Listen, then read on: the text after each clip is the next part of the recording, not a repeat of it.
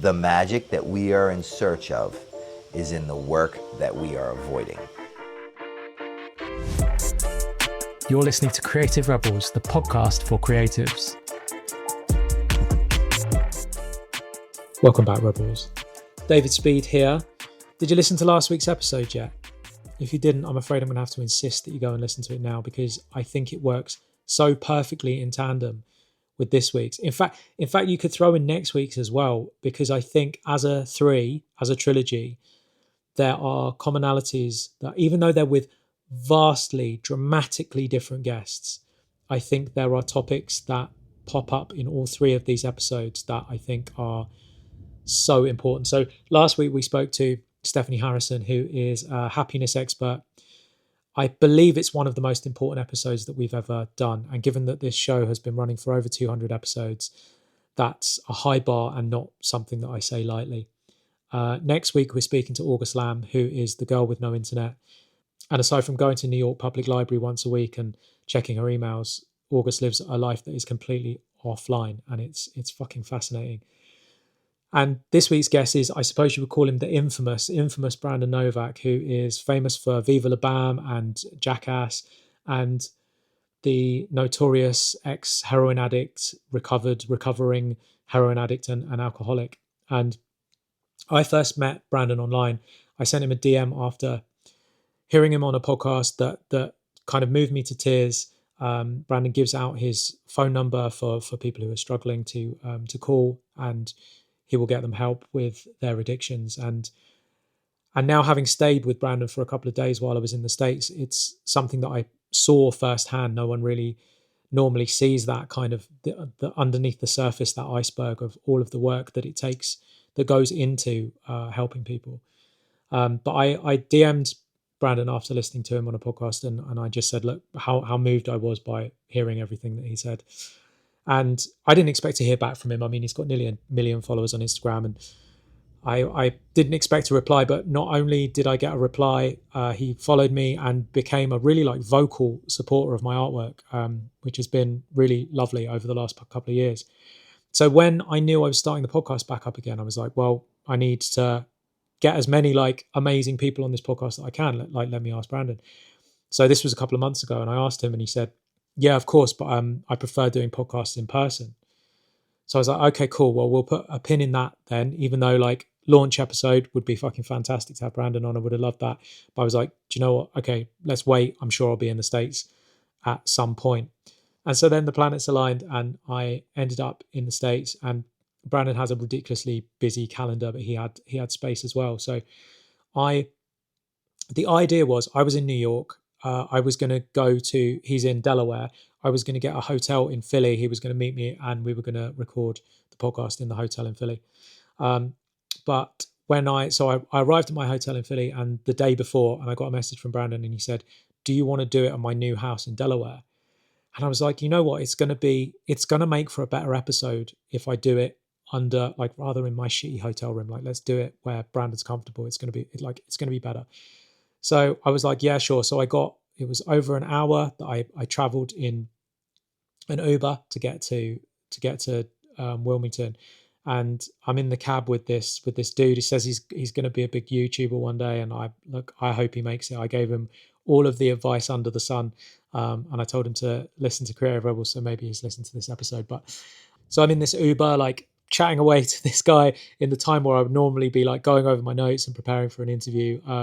And I'm quite nervous, and we veer off of out of main civilization and start getting into the more wildernessy and woodsy and off of the beaten track. And this Uber pulls up on this gravel path, and I can see Bandon sitting outside his house, and he's sat on a bench outside, and he's got no shirt on, and he's got no shoes on, he's just got shorts on.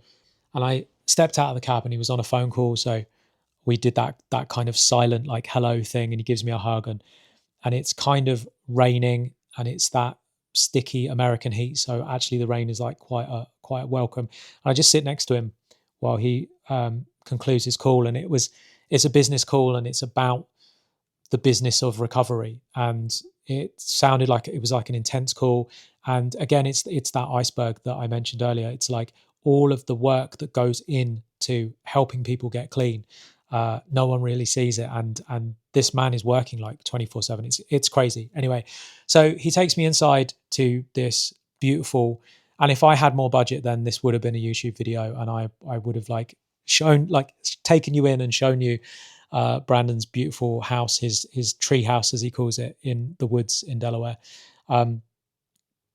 It was just the bones at the time because he'd just moved in like a week earlier. So there's flat pack furniture all over the place. It's not been assembled yet. There's like art stacked up against the walls that's yet to be hung.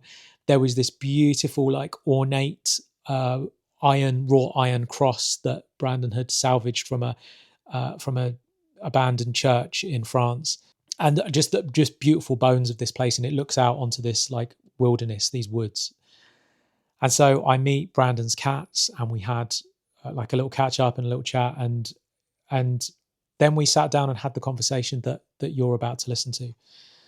And there's so much of Brandon's life online, because all of the Viva La Bam stuff and the Jackass stuff has all been uploaded, and there was documentaries made about Brandon like at the time and when he's in his 20s and he's a heroin addict and he's struggling, and it's all documented. And I think so often the people that interview Brandon, they focus on the lowest points because it's such incredible clickbait.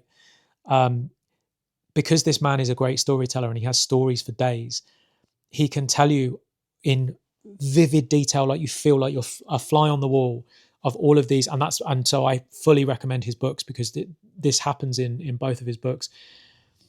The stories that he has of just being at rock bottom. And that was not the interview that I wanted to deliver to you guys. I wanted it to be positive. I wanted it to be much more about the man that Brandon is now. So I hope I did a good job. I don't think that I'm the best interviewer, and I put a lot of pressure on myself when I make this show for you. And I'm not an expert in addiction. I just went into this interview like asking the questions that I think maybe you might ask, or the questions that you might want to know about. I think creativity and skateboarding and the process and all of those things. So I hope you take something away from this episode. I think the takeaways will probably be vastly different for everyone. But there's probably something in here. So let me know what you think. I love you. Thank you for listening to this show. And now here's my friend, Brandon Novak.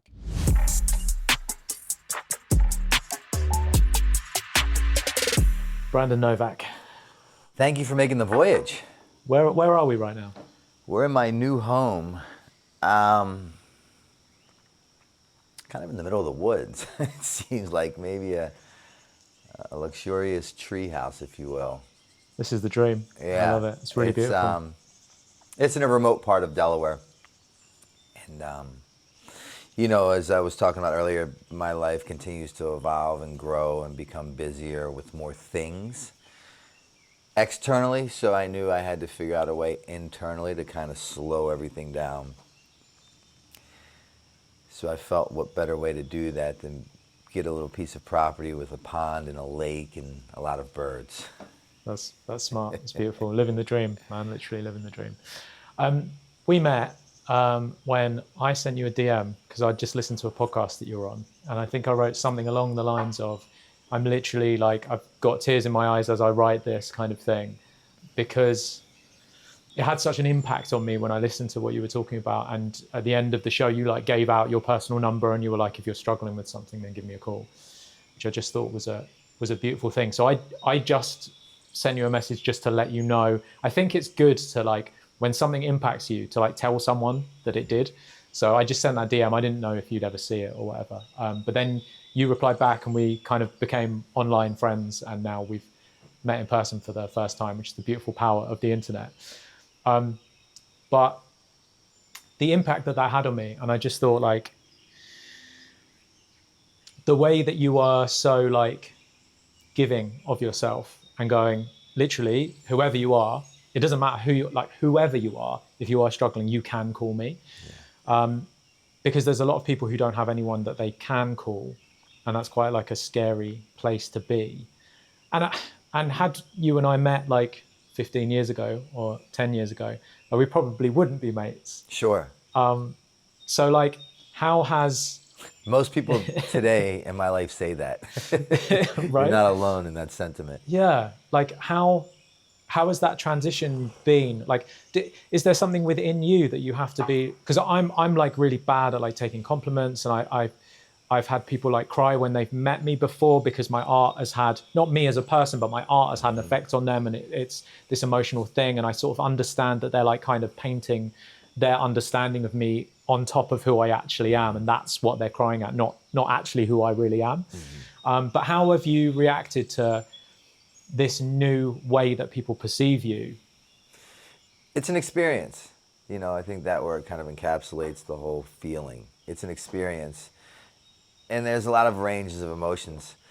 But the ironic thing about it is that I'm more recognized or noticed today for the newer work that I've done than who I was then in the Jackass and the Viva and the skateboarding world that I was in for the majority of my life.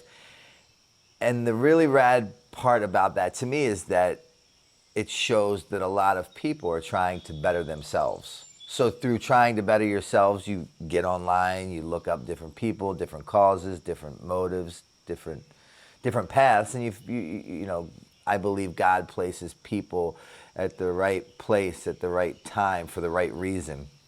And everyone carries a message, whether it's what to do or what not to do. So, plenty of people, I believe, learned a lot from my previous self of what not to do. And now I think people are, seeing this new life that's transforming.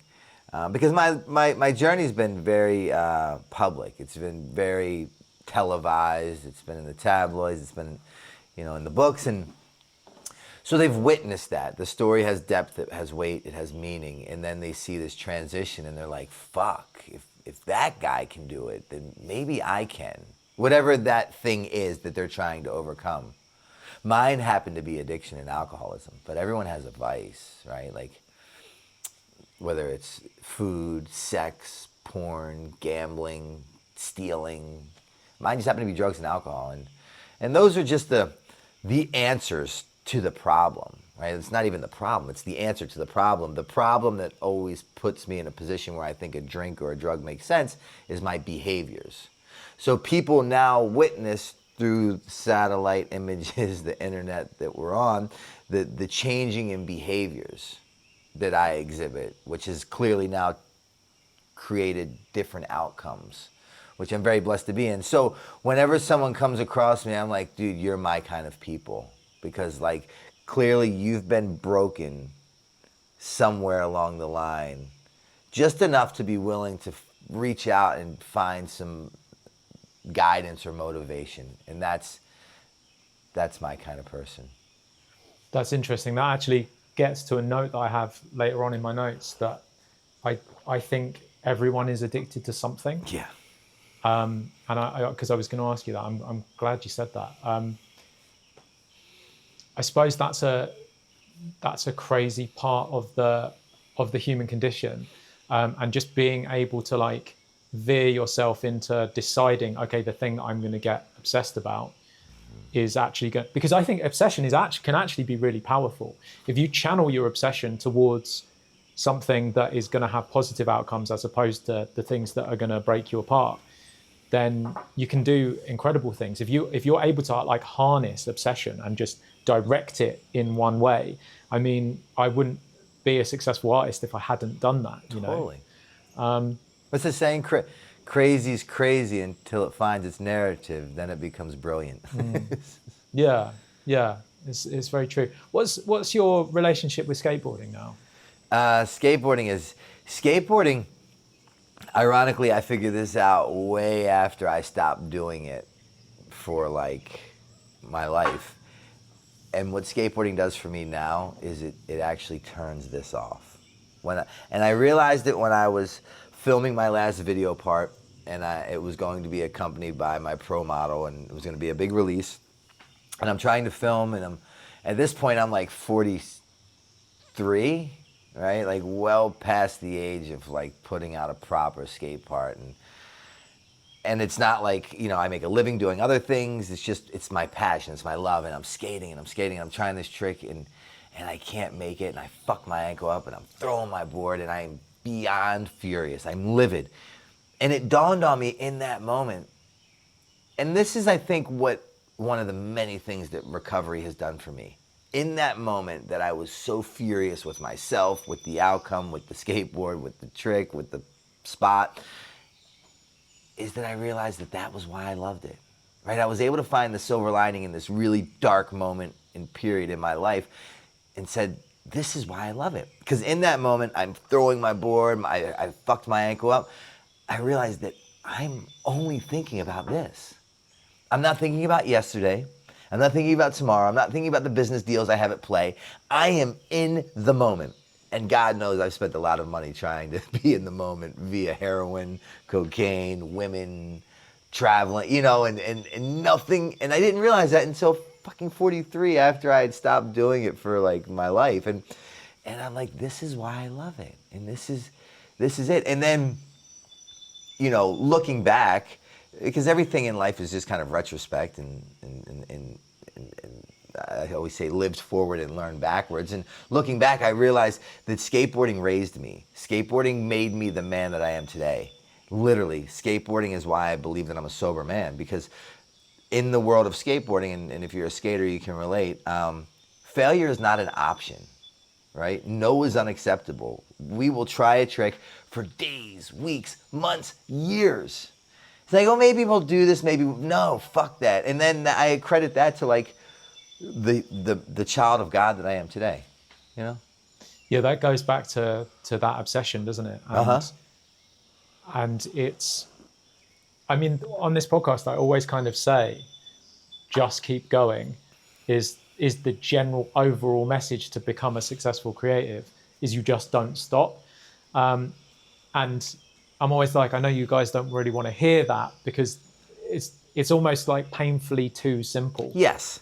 But it's witnessed in, like, the evidence is there when you're skating.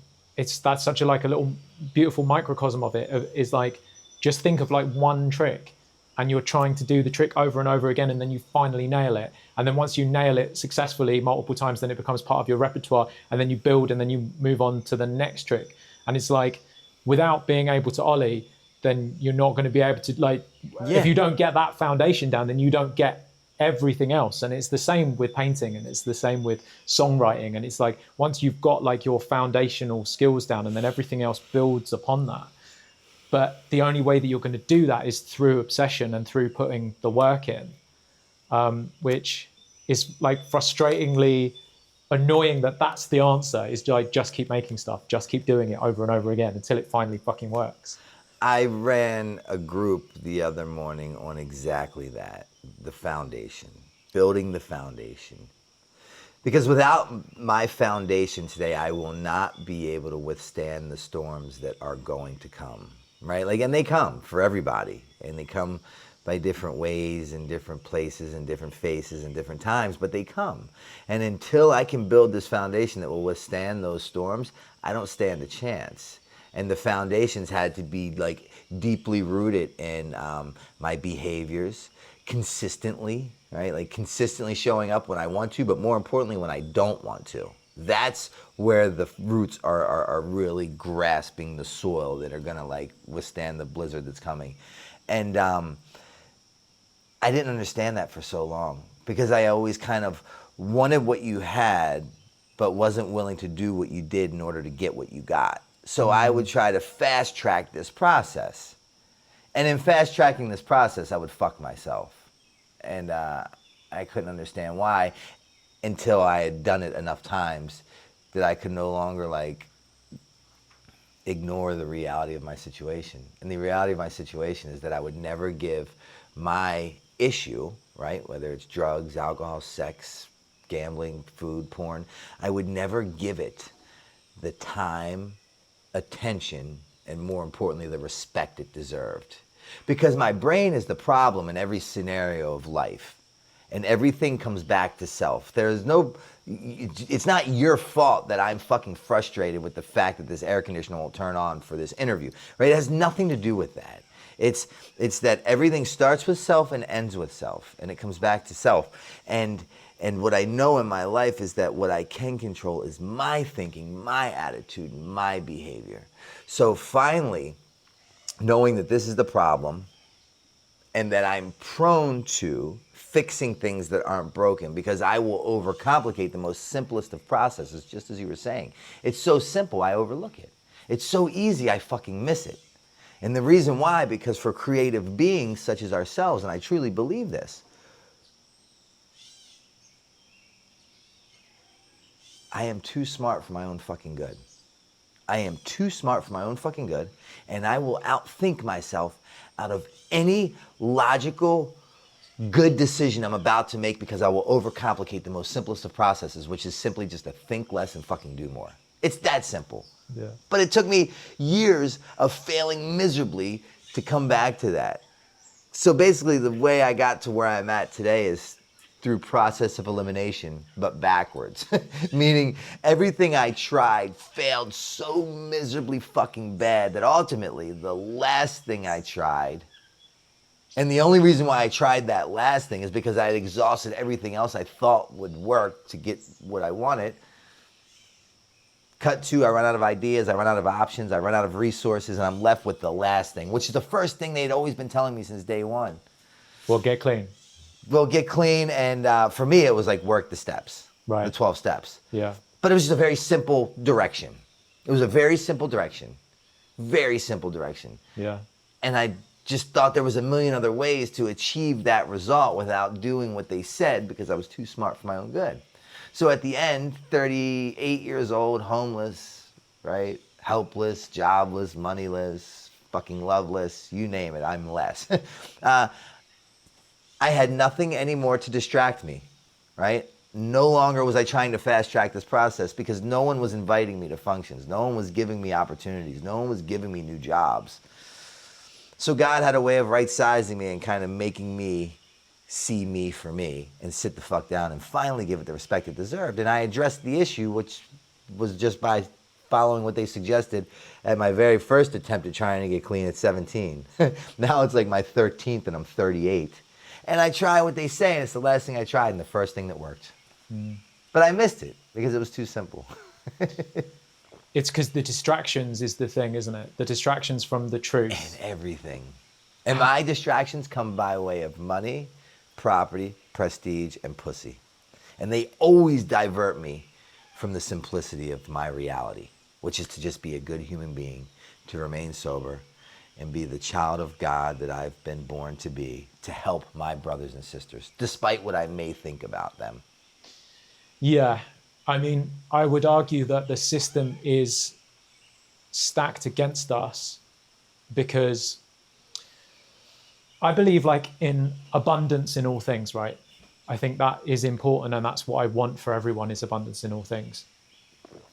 However, greed is bad, but there's a certain degree where we have to pursue like one of the distractions that is a very valid distraction is capitalism and me being able to like pay my rent. So there's so much that where the system is stacked against us because it's pushing us to pursue a lot of these things that are distractions from the self, but they are also necessary for survival. Mm-hmm. So how the fuck do we deal with that shit?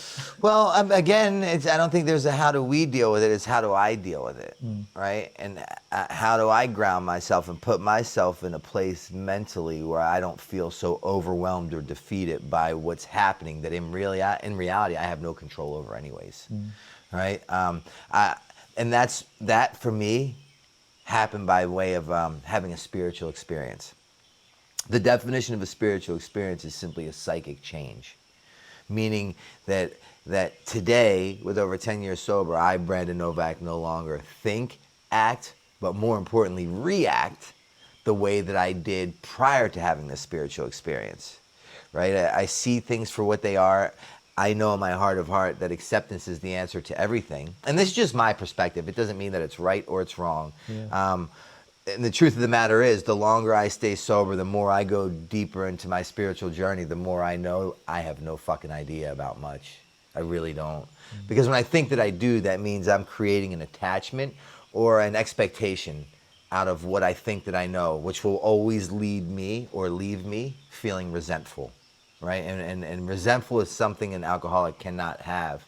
Because in our teachings, in our work, it says resentments are the number one offender that will take an addict or an alcoholic back to a drink or a drug, right? So understanding that, understanding capitalism, what you're talking about, which I don't understand at all. I mean, I think that I might have an idea about it, but the truth of the matter is, and this could be taken one of two ways. It could be a really controversial statement, or it could be an understanding, accepted statement.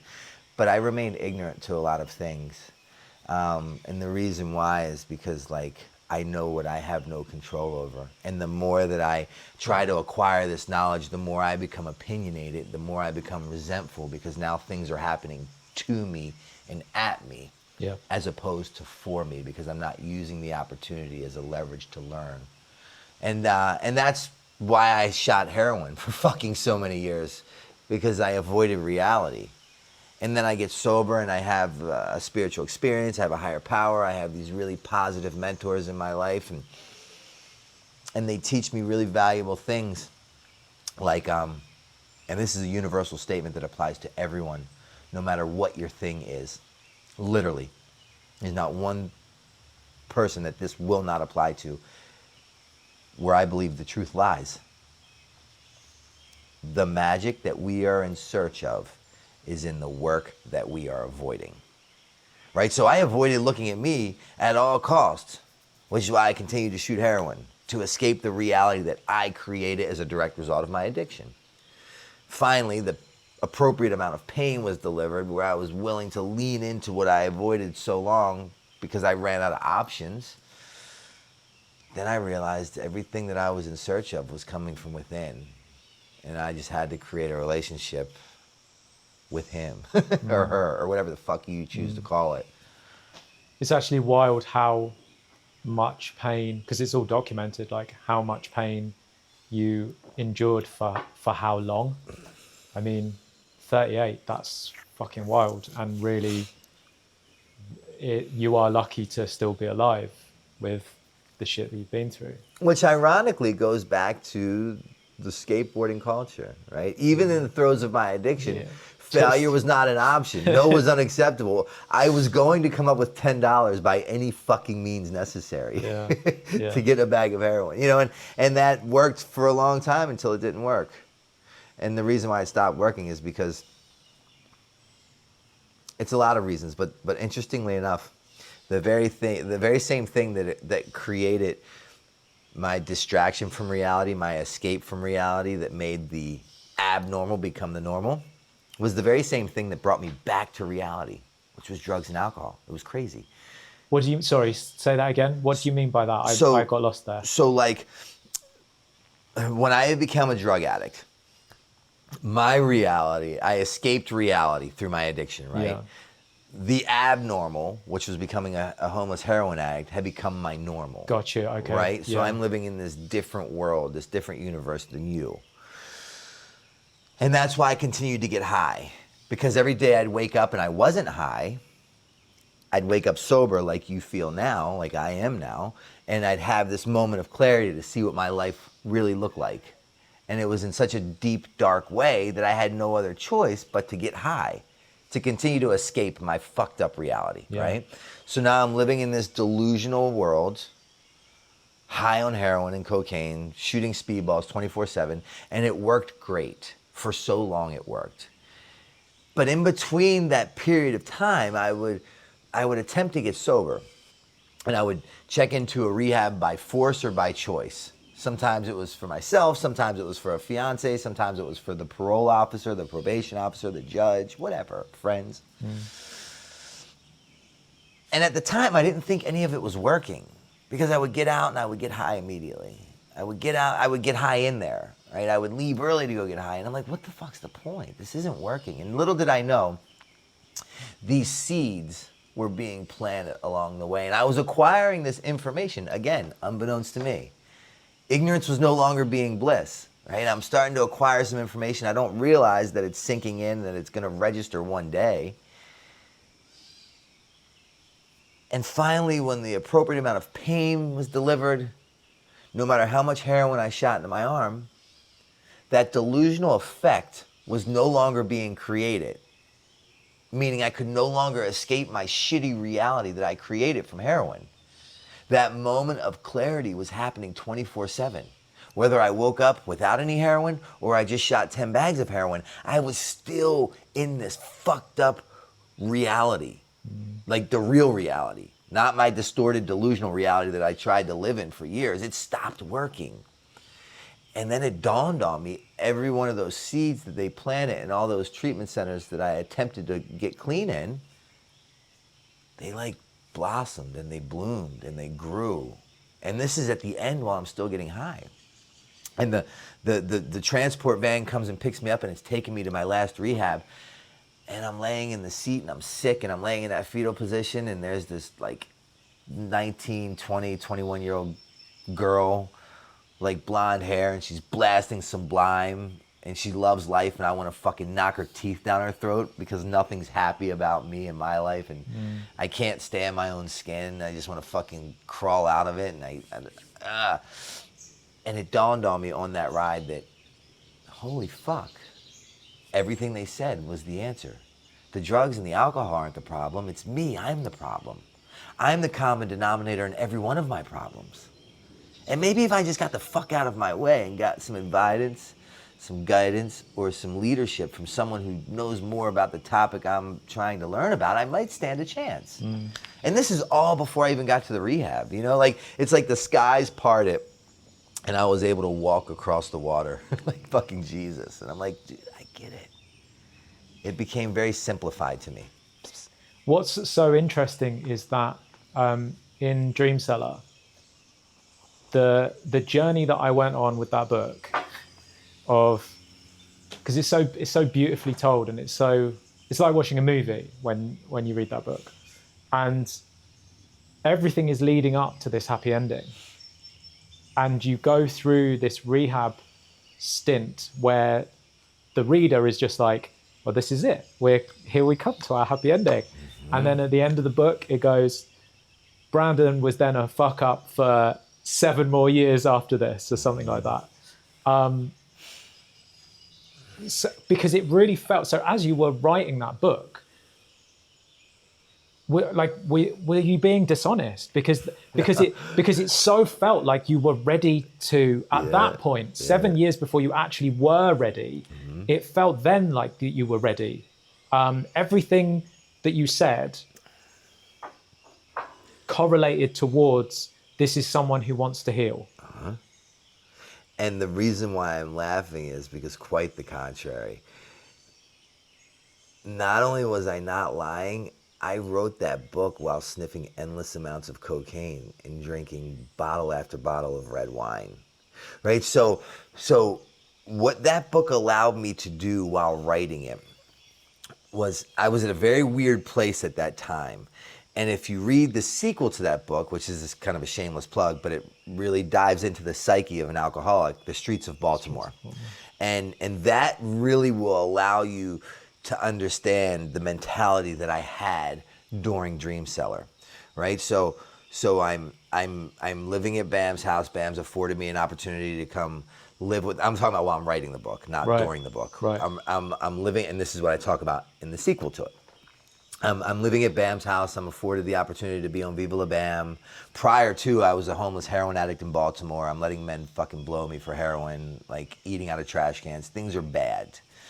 Now I'm allowed an opportunity to be on a hit MTV show, which then parlays into Jackass, and I'm living in a mansion, and I'm becoming a public figure, and I'm getting paid, and one of the stipulations while living with Bam at that time was I could not do any heroin or opiates of any sorts.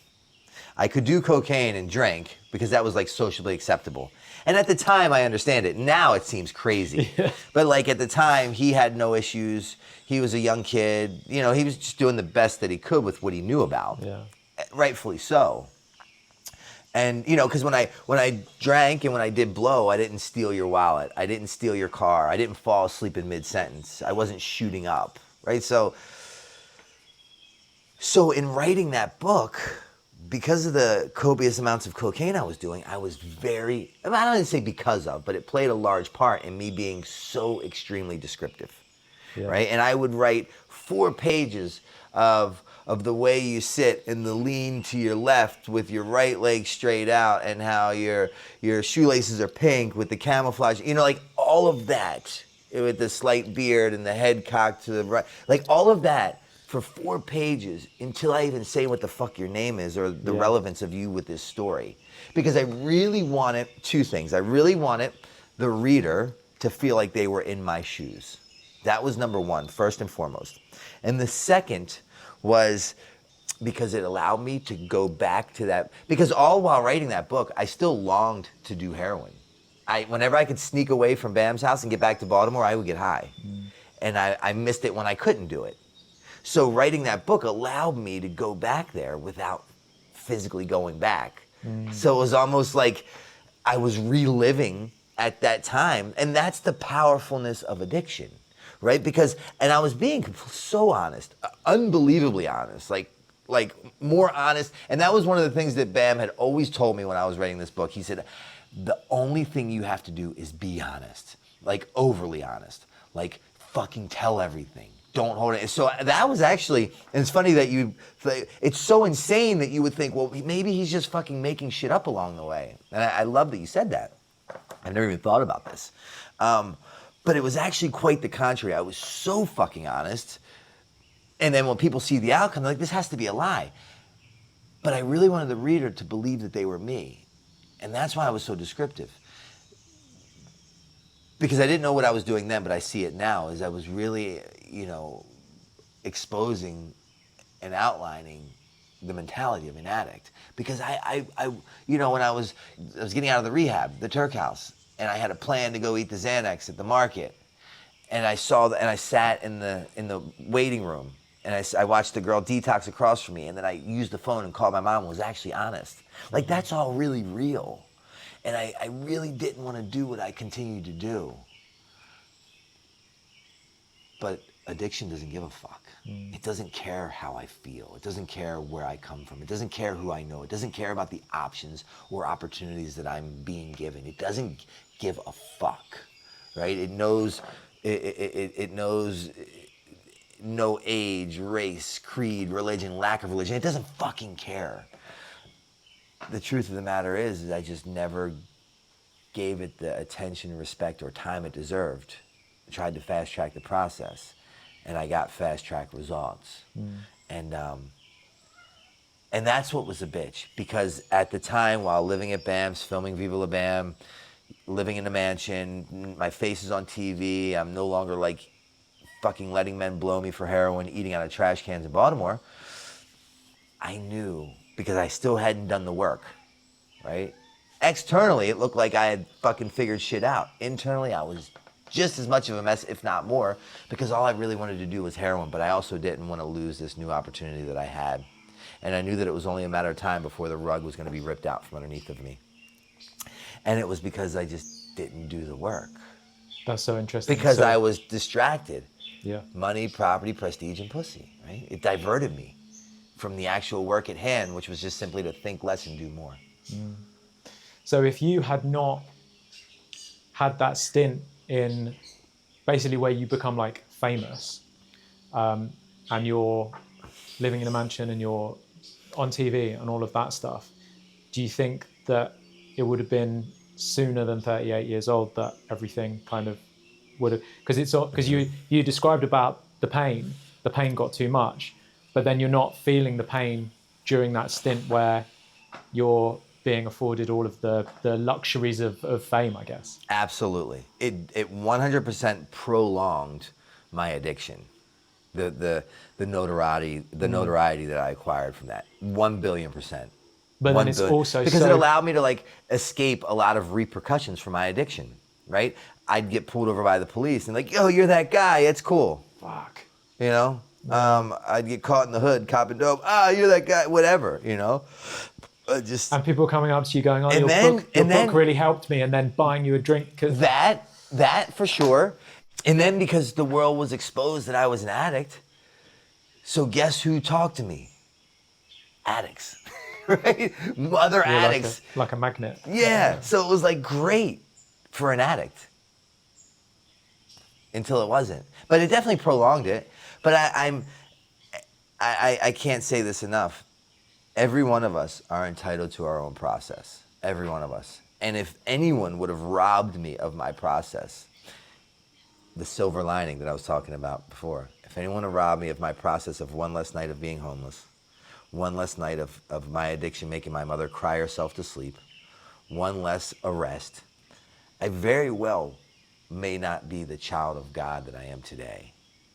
And what that tells me is that, thank God, God is God and I'm not God, because I will fuck that job up, right? And I need to be reminded of that, because the longer I stay sober and the more put together I may appear to be, I'll think that I have answers to some shit I know nothing about. And then I interject myself and things don't go well. So that's a really cool thing, especially in the field that I'm in with addiction. You know, in treatment, I own treatment centers and recovery houses, and I'll think that I know what's best for you to get what I believe is best for you. Who the fuck am I to say that?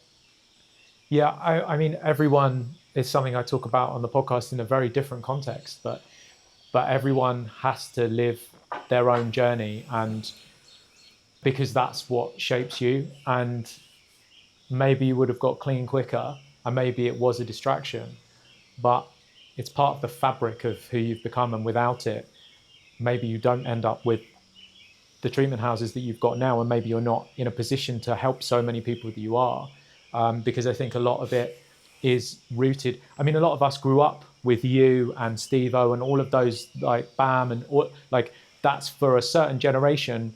You were the guys that we were doing turned up to 10. Yeah. You know, we were all fucking around and we were skating and we were doing graffiti and we were doing like whatever it was that we grew up with. But we looked at you guys, and I don't know if you know the boys in the UK, Dirty Sanchez. Yeah. So, I know the boys. So we were watching those, and we were seeing like just these crazy people. But it was a beautiful like thing to watch, of because it's just youth and being dumb with your mates. So, do you know what I mean? It's like there is such a beauty to that, but it's so interesting / sad how many of the people that were involved in that crew were going through problems at the time or are going through problems later on. I mean, I really suppose that creative people in general have such a predilection or to addiction, you know?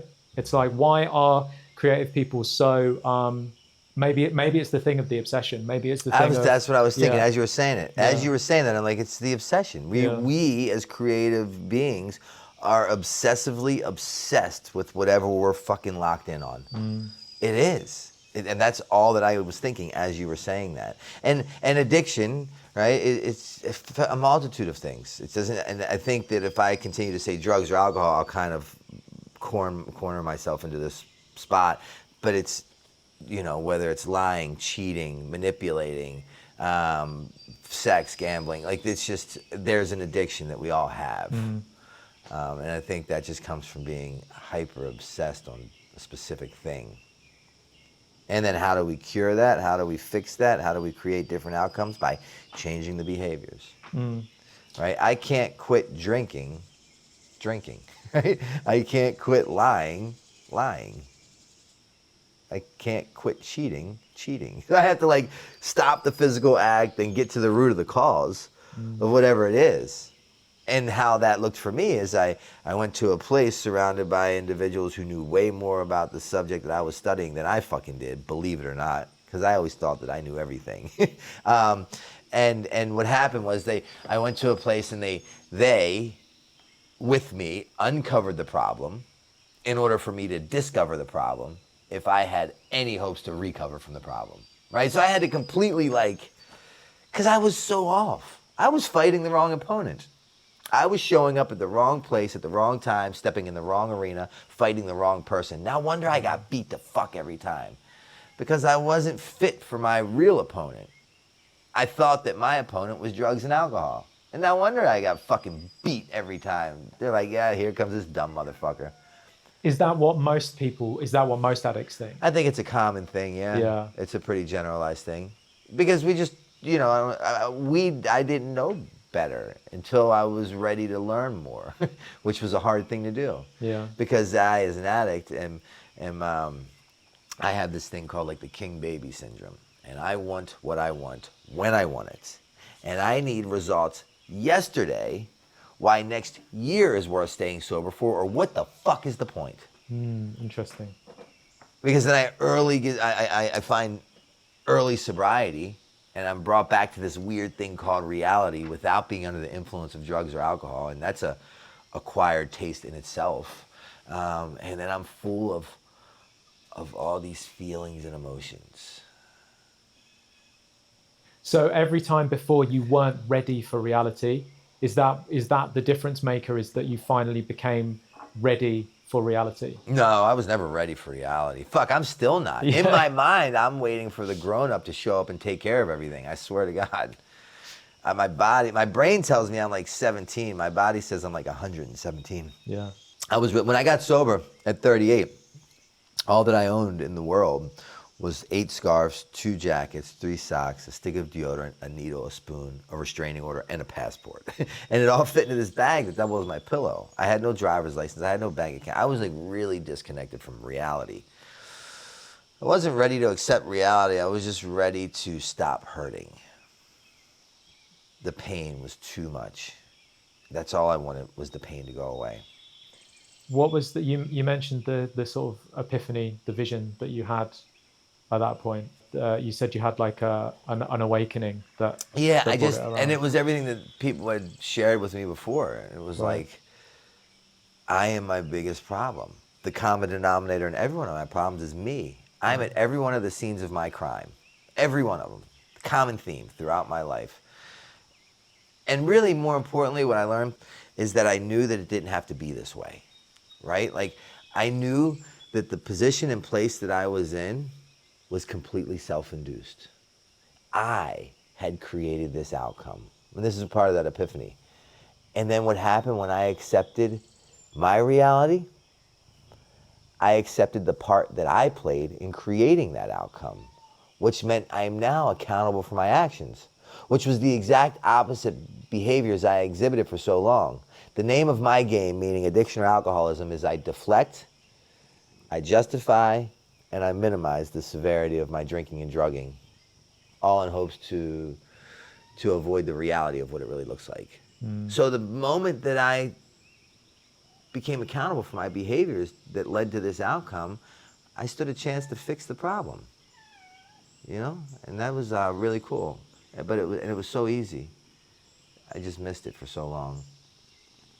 Is it painful now recounting and because you get asked about, I know you get asked a lot, like, what was the lowest point and things like that. Does it hurt reliving that stuff? No. It's very nostalgic, really. Because it's like today, my poison has become my medicine. And it's a very magical thing that only takes place, I don't want to say only, but at least that I'm aware of, takes place in this world of recovery as a direct result of my higher power. My defect has become my asset. The thing that counted me out is the thing that makes everyone want me to be a part of today. And that in itself is crazy. It's not crazy to me because I understand it's all God, but you know, if you're looking at like a logical approach, it defies logic. It's not supposed to be.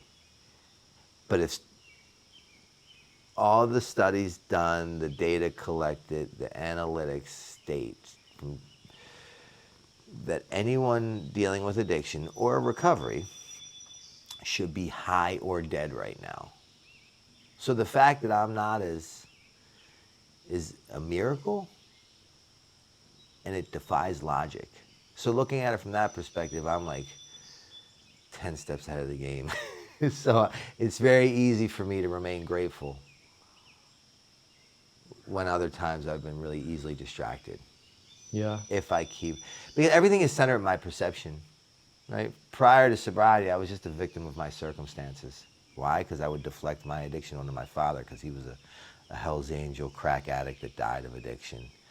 It was my mother's fault because she married a drug addict man who then had a baby with him, and it created me, and now I'm a fucking addict, and Dad's dead. Mom, you need to give me $50 because it's your fucking fault. And that's the way I conducted myself for a long time. And that was very unfortunate because there were a lot of people that became casualties of my addiction that didn't deserve it. But that's just how addiction works. Anything that stands between me and a drink or a drug, whether it's my mother, whether it's my cats, whether it's my friends, my anything, when I'm caught up in active addiction, if this is here and you're here and I'm ill, I'm going to do whatever it takes to put you out of my fucking way. By force or by choice, you will not get between me and that, and I promise you, it was never personal. It's just business, you know? And that's the whole Dr. Jekyll, Mr. Hyde of the root of the cause. So that's the thing with addiction. None of us in recovery got here because we took the short bus to school, for a fact. We get here, again, because we're too smart for our own fucking good. And then I land in a seat in a 12-step meeting in a treatment center that literally has the ability to save my life, but I fuck around and outthink myself right out of it. Right? I've seen me do that so many times. And ultimately what happens is addicts aren't bad people that make bad decisions because they're just fucked. They're really good people. That's one of the big problems. Actually, such good people is why it's so frustrating, because we're so good and people see the real potential in us, but then we build them up to break them down, and they're like, fuck. It'd be easier if we were like Charlie Manson's and Jeffrey Dahmer's, because they're like, oh, fuck him. He deserves it anyways. We're really good people that have been diagnosed with a really bad disease that makes us make terrible decisions when we're caught up in the thick of it. You know? Yeah. So looking at it in that perspective, at the end of the day, we're all just human beings, not human doings. So it's cool, man. This thing didn't come with an instruction manual. My father got his instruction manual from his father, and his father was a drug addict. You know, so it's generational. Yeah. I'd like to believe we're all doing the best that we can with what we have. I really like to believe that. Yeah, it's that was a really interesting answer, and not what I expected, because I thought there would be, in recanting the rock bottom places that you've been, because I had a very definite idea of where I wanted to go with this interview, and I was looking on YouTube and a couple of interviews with you, and one of them, the title was Bandon Novak's lowest point, because that's going to get the clicks. Sure.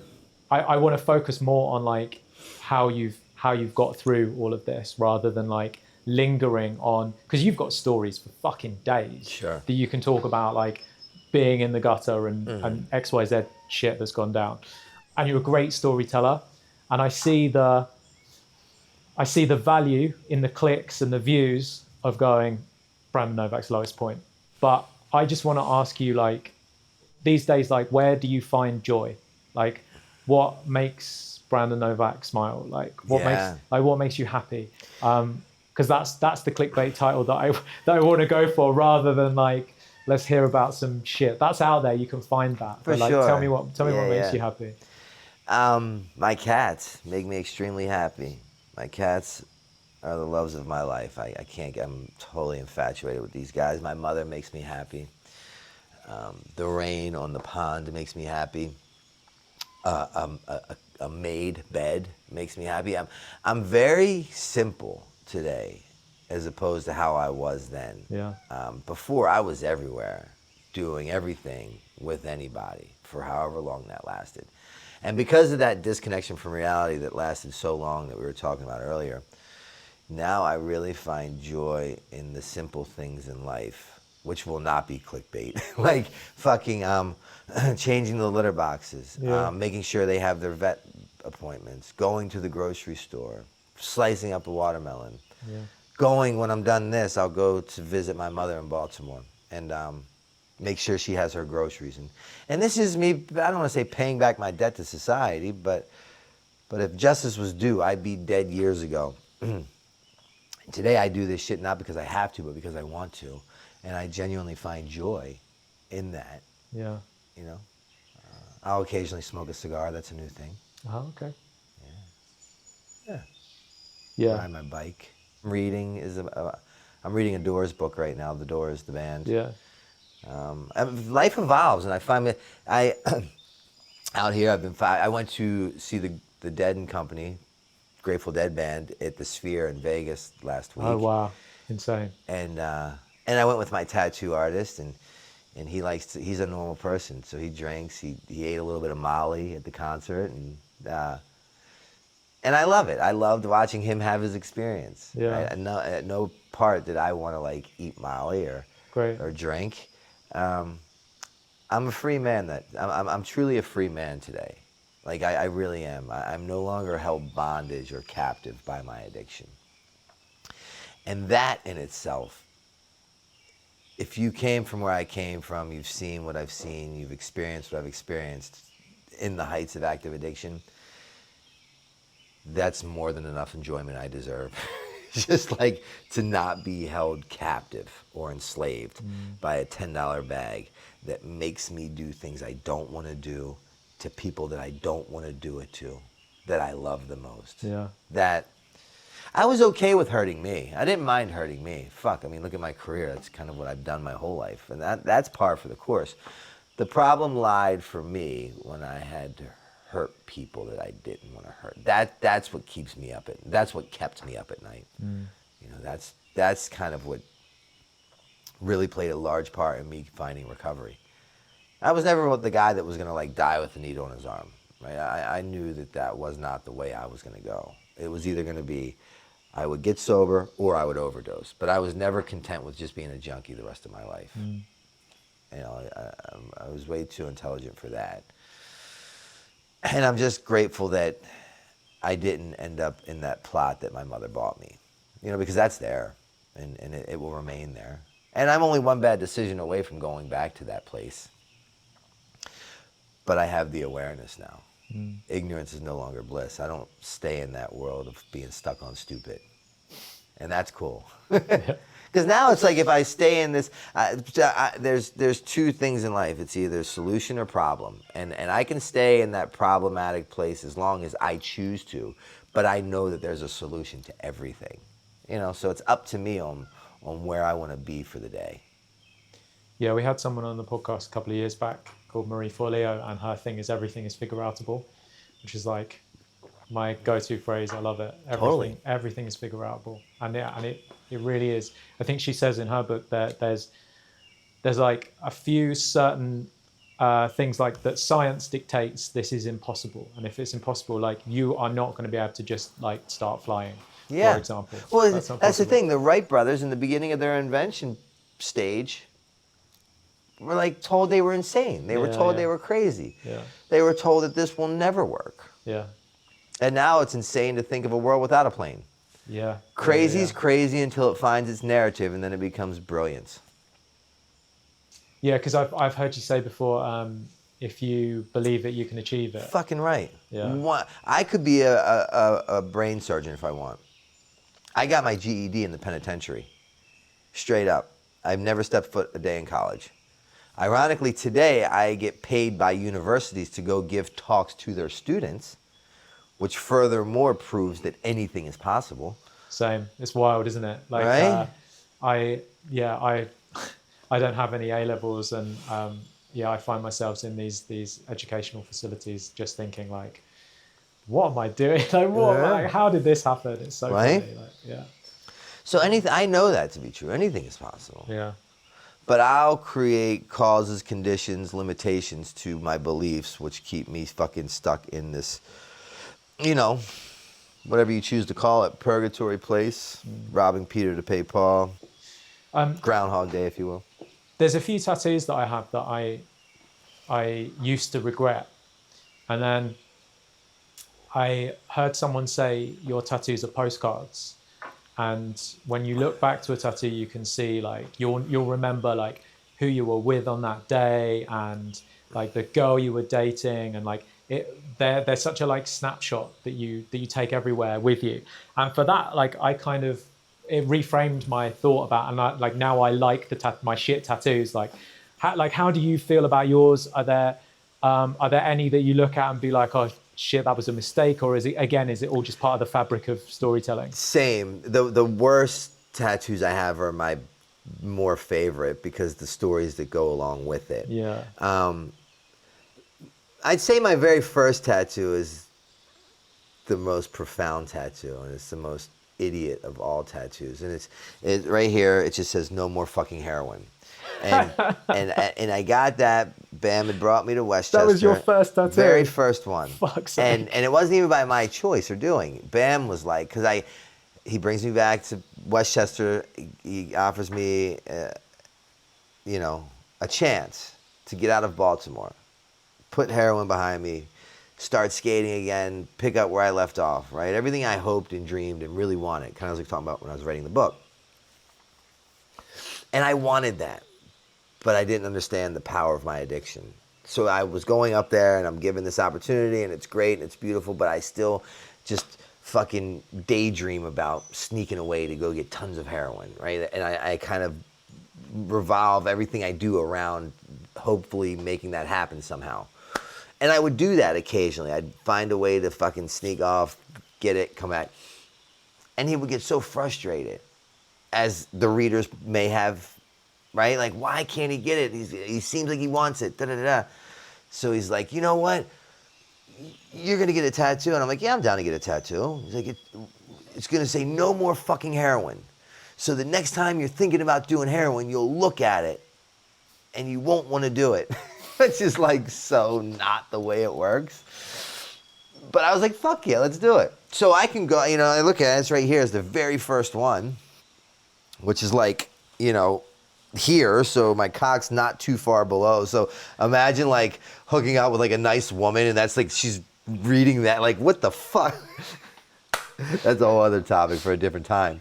But that was my first introduction into the world of tattoos. And I remember the guy that did it, and I remember we went and he was eating lunch that day, and we had a timeline, and he's like, all right, let me just hurry up and shove this down my throat. And, I remember it. And I remember doing heroin staring at it, like laughing. Not laughing, but just like, yeah. and the irony in that. And now, here we are. What do you do in your spare time now? It's funny, when I was getting high, I had nothing but time. And today, sober, there's not really nearly as much time as I'd like to have. So I wouldn't say I have too much spare time.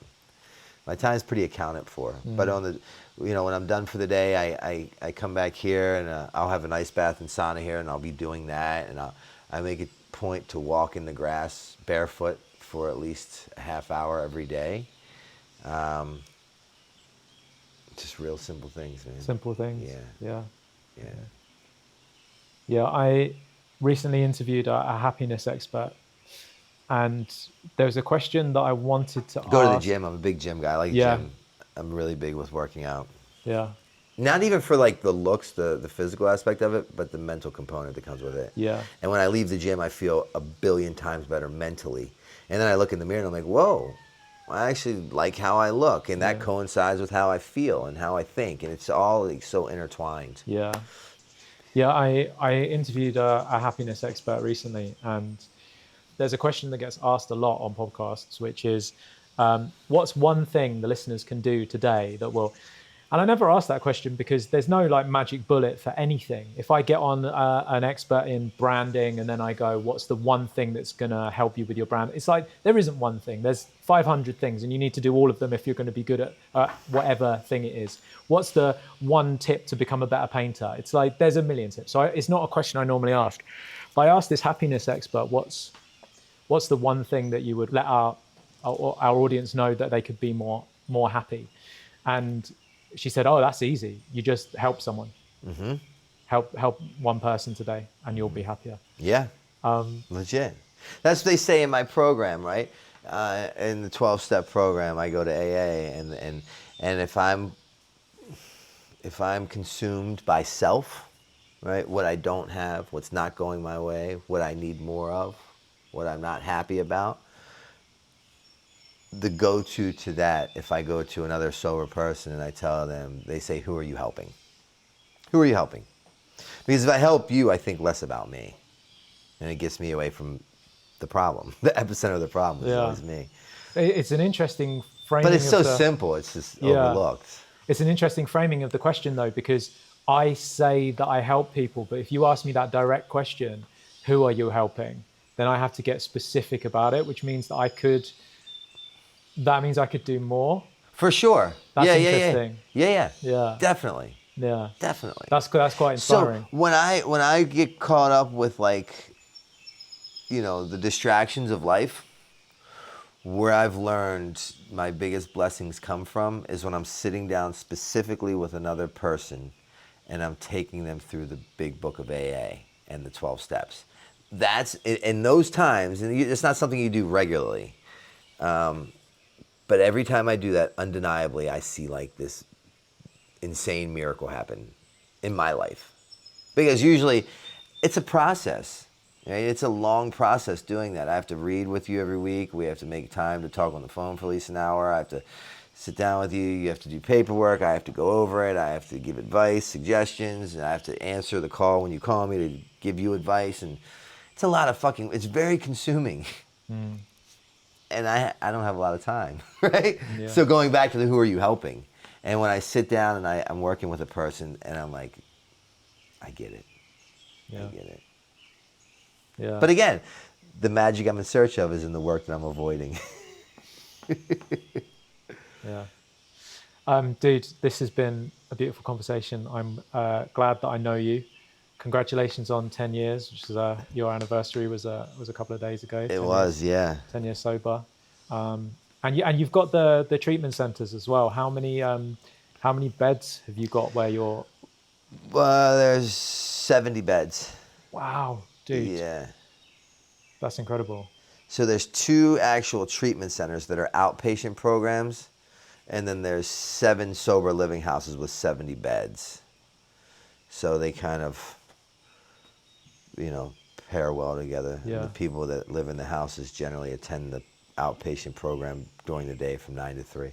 And do you do anything, because you've been through that system 13 times, is there anything that your houses do differently than No. you did? Or so the places you went were doing it right, it's just you weren't ready to receive it yet? Correct. Okay. So what I did in this, again, the same things that I suggest to my clients to do are the things that I've done, and it's the very same thing they suggested since my first attempt. Yeah.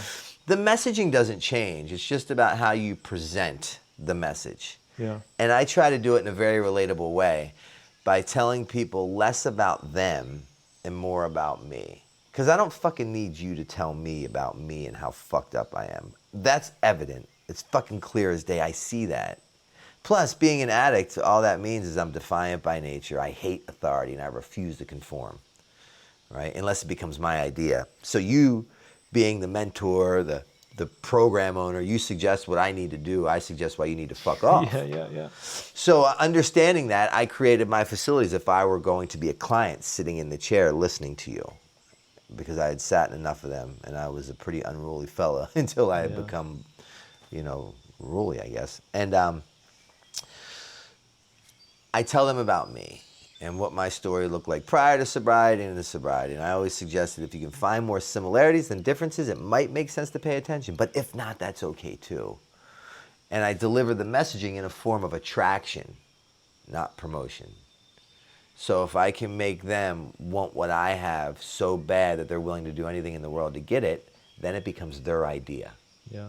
And when it becomes my idea, I excel at a rapid pace. So it's all just sleight of hand, card trick, relaying of the same information that we've been hearing for decades, just in a manner that they find appealing enough that they want to be a part of it. And I think my whole vibe, my facilities, my houses, I've worked so hard to create a vibe where the staff and the clients feel like they want to be at as opposed to have to be at. Because we don't end up there because we hit the mega millions and life is fucking amazing. We end up in there by way of termination, bankruptcy, divorce, forfeiture, health issues. Like that's what brings us to this place. So there's no reason to fucking beat the wounded. Yeah, you said earlier that you're only one bad decision away, Yeah. and it's like it's so true. Yeah. So I make myself very relatable to them.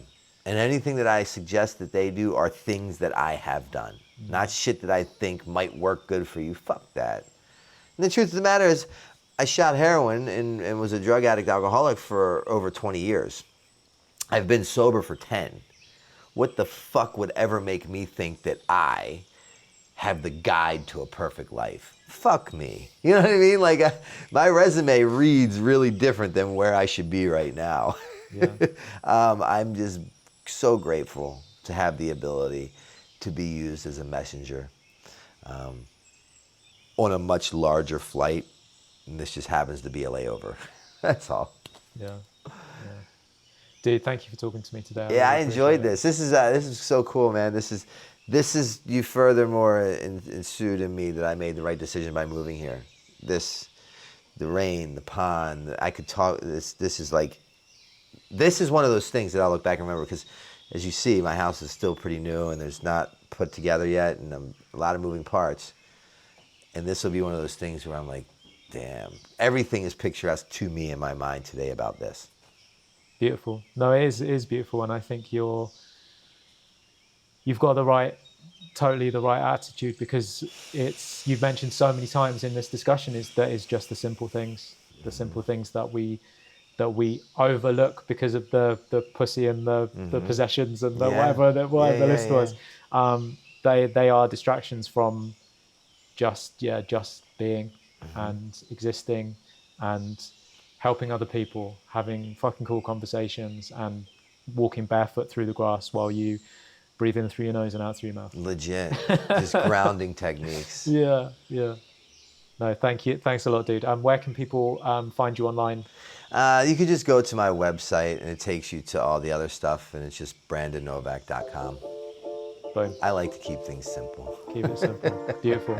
Thank you. Love you, brother. Do you know someone who would benefit from listening to this episode? If you do, share it with them. This podcast literally wouldn't exist if it weren't for the paid subscribers over at creativerebels.substack.com and for the team at Joy Collective.